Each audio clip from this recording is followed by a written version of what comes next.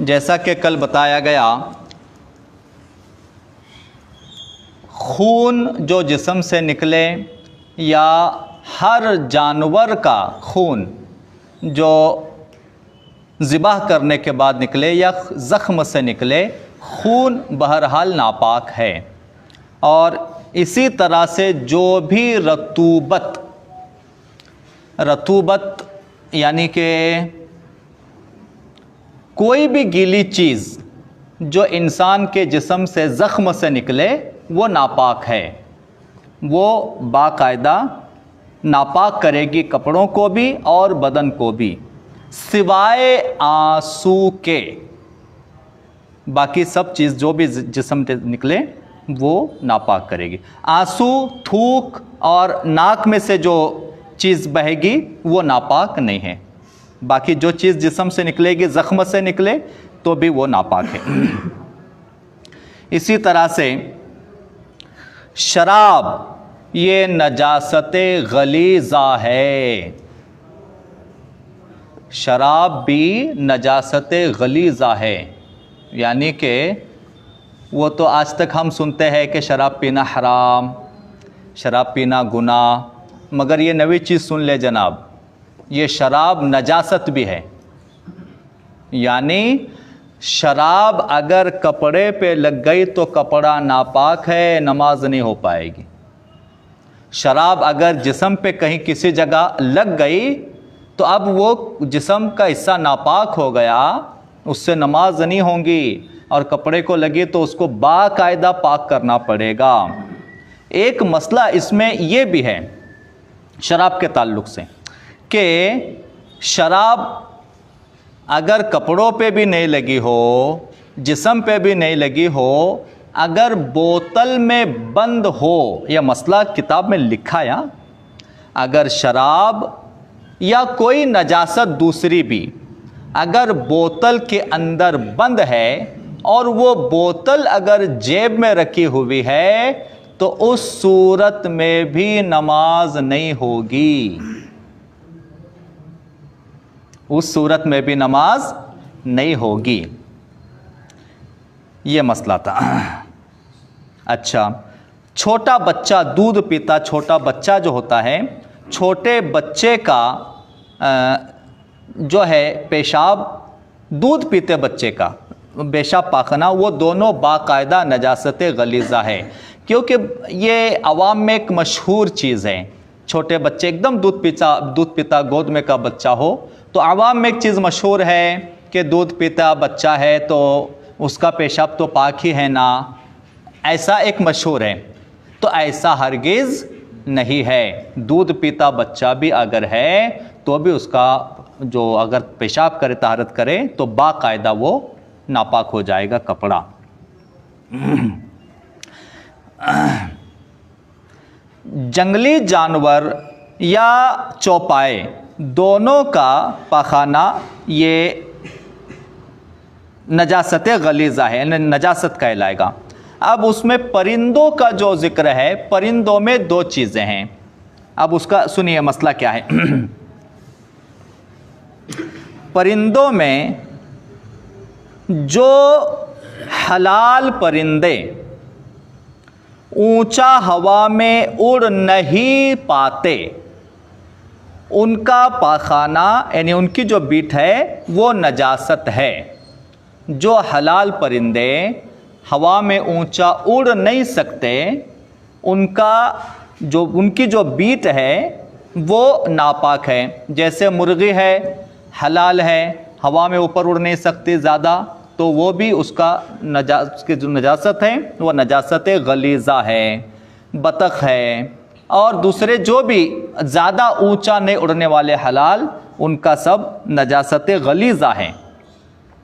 और हवा में ऊंचा उड़ने वाले हलाल जानवर, हलाल परिंदे जो हवा में ऊंचा उड़ सकते हैं, जैसे कबूतर है, हलाल है, ऊपर उड़ता है, तो उन परिंदों की बीट ये पाक है। जो हवा में ऊंचा उड़ते हैं हलाल, दो इसमें फ़र्क है। हलाल जो ऊपर उड़ नहीं सकते वो उनकी बीट नापाक, हलाल जो ऊपर उड़ सकते हैं बहुत ऊंचाई तक, उनकी बीट पाक। मगर ऊंचा उड़ने वाले परिंदे मगर हराम जो जायज नहीं है, उनकी बीट नापाक है, नापाक, उनकी बीट नापाक है।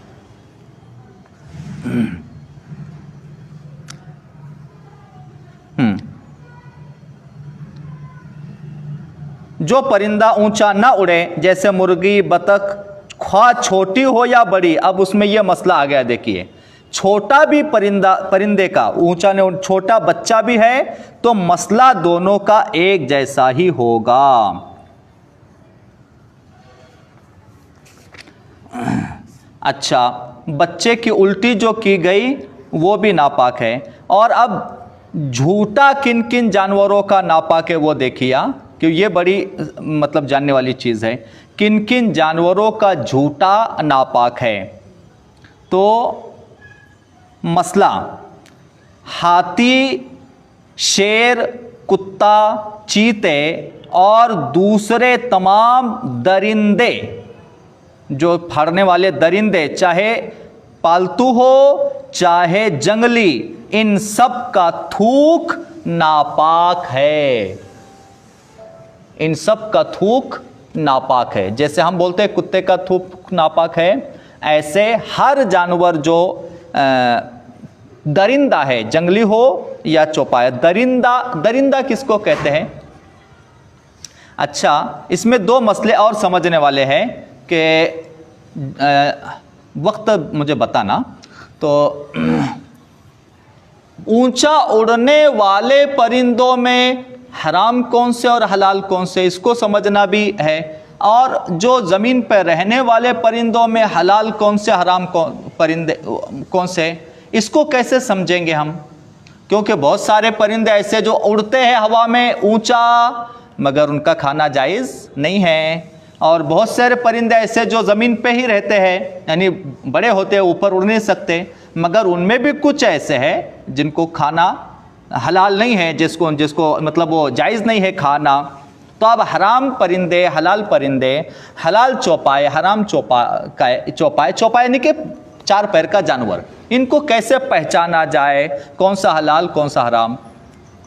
देखिए, इस्लाम ने बड़ा आसान बताया है। अब अगर ऐसा बोला जाए कि हर हलाल परिंदे के नाम गिनवाए जाए तो ये ज़रा मुश्किल काम है, या हर हराम परिंदे के नाम गिनवाए जाए तो ये मुश्किल काम है। तो इसको बड़ा आसान मसला शरीयत ने बता दिया कि ऊंचे उड़ने वाले परिंदों में या नीचे रहने वाले परिंदों में कौन कौन से परिंदे हलाल है। इसको समझने का आसान तरीक़ा ये है, जो परिंदे, अब इसको याद रखें, यह मसला बहुत आसान है। कभी भी मौका आए कौन सा परिंदा खाना है कौन सा परिंदा नहीं खाना है, उसको आसानी से समझ पाएंगे हम, क्या हराम है क्या हलाल है। जो परिंदा चाहे हवा में ऊंचा उड़ता हो या ज़मीन ज़्यादा ऊंचा ना उड़ता हो, हराम और हलाल को ऐसे पहचाना जाएगा, जो परिंदा अपने खाने, अपनी ग़िज़ा को पंजों में पकड़ के खाता है वो परिंदा हराम है। और जो परिंदा अपनी ग़िज़ा, अपने खाने को पंजों में पकड़ के नहीं खाता वो सब हलाल है। आसान डेफिनेशन, एकदम आसान पहचान है एकदम। जब कोई भी परिंदा खाने का कभी भी मौका आए तो बस इतना देखना है कि वो परिंदा अगर अपने खाने को, अपनी ग़िज़ा को पंजों में पकड़ता है खाते टाइम, तो ऐसा परिंदा जायज़ नहीं है। और जो परिंदा अपने खाने को पैर पंजे में पकड़ के नहीं खाता वो परिंदे जायज़ है। तो अब ये हराम, उनके बीट हलाल हराम समझने को, या जायज़ नजासत या पाक समझने के लिए, पाक है कि नापाक वो भी समझने के लिए ये आसान है। मगर परिंदा, जानवर कोई भी हो, हराम या हलाल, उनका खून बहरहाल नापाक है। ये खून, ये तो आसान चीज़ से समझने वाली। अच्छा,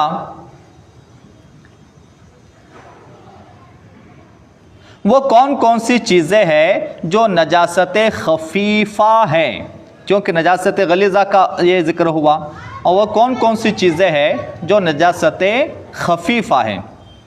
नजासत खफीफ़ा, जिन जानवरों का गोश्त हलाल है जैसे गाय, बैल, भैंस, भेड़, बकरी, ऊँट वग़ैरह, इन सब का पेशाब और घोड़े का भी पेशाब ये नजासत खफीफ़ा है। इनका बीट और इनका पाखाना गलीज़ा था और इनकी पेशाब खफीफ़ा है, नजासत खफीफ़ा। मगर इनमें घोड़े का गोश्त जायज़ नहीं है। हाँ, घोड़ा हलाल नहीं है, घोड़ा गधा हलाल नहीं है, मगर उसकी पेशाब खफीफ़ा है।